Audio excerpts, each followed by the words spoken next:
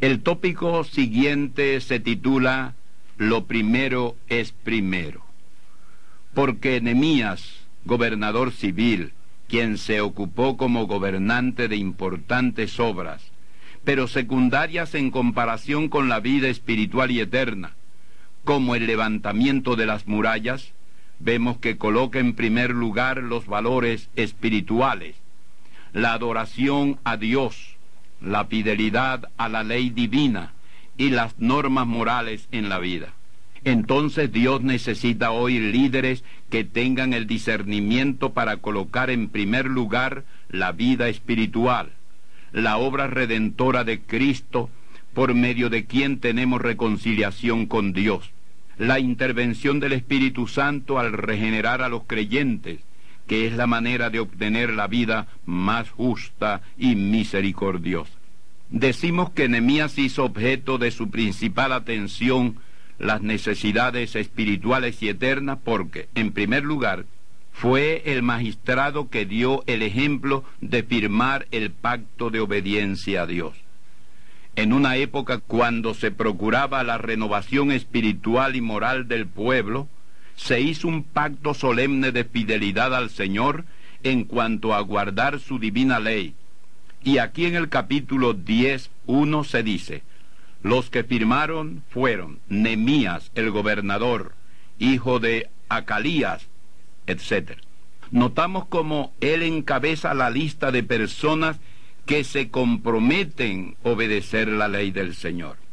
Lo primero es primero.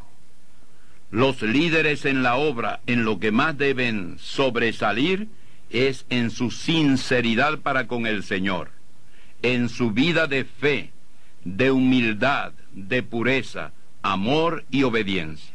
La segunda prueba de que para Nehemías los valores espirituales eran lo primero es que se ocupa en realzar el ministerio del Señor.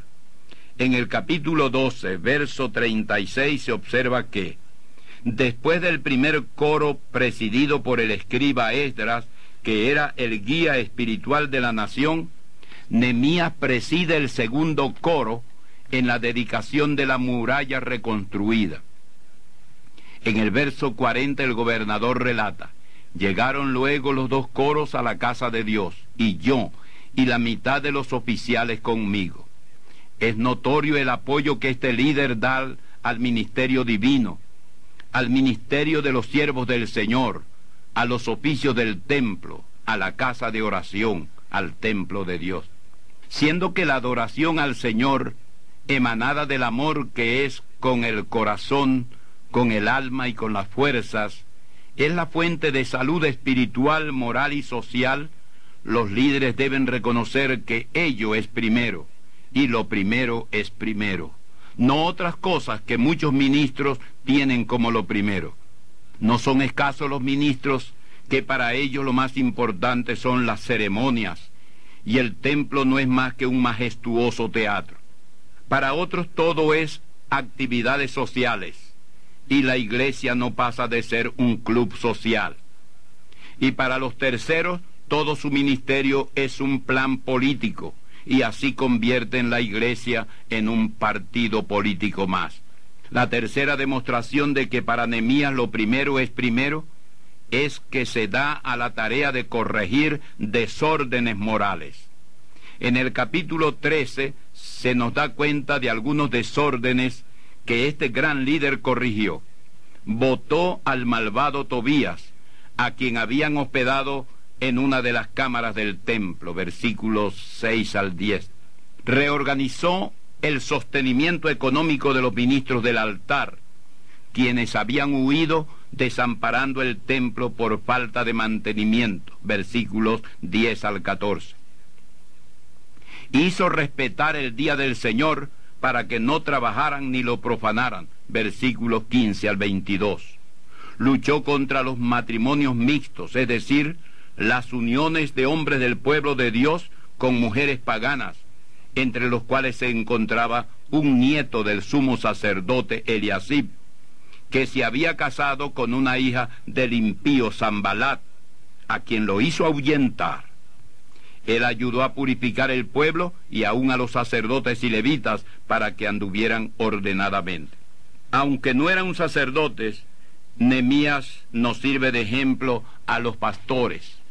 He oído a ministros y a otros líderes que al referirse a la disciplina de la iglesia, expresan que en sus iglesias no hay jueces para juzgar a nadie. De manera que allí pueden ser miembros los adúlteros, fornicarios, sodomitas, homosexuales, borrachos, drogadictos, explotadores, avaros y cuanta persona haya, así sea la más inmunda o malvada. Cierto es que técnicamente no hemos sido constituidos con la misión de juzgar. No obstante eso, encontramos en primera a los Corintios 6:5, que a la iglesia se le da la autoridad de juzgar. Allí se dice, pues ¿qué? ¿No hay entre vosotros sabio, ni aun uno, que pueda juzgar entre sus hermanos? Y en el capítulo 5:11 de esta misma carta, se enseña que todo llamado hermano que viva una vida inmoral debe ser separado de la iglesia. Dice así: más bien os escribí que no juntéis con ninguno que, llamándose hermano, fuere fornicario o avaro o idólatra o maldiciente o borracho o ladrón. Con el tal ni aun comáis, es decir, no tengáis relaciones con él como si fuera hermano. Para finalizar, vemos pues la extraordinaria obra que hizo Nehemías y que se perpetuó. Una muralla que resistió los embates de los siglos hasta la época de Tito, hijo de Vespasiano, quien las echó al suelo por el deicidio del pueblo.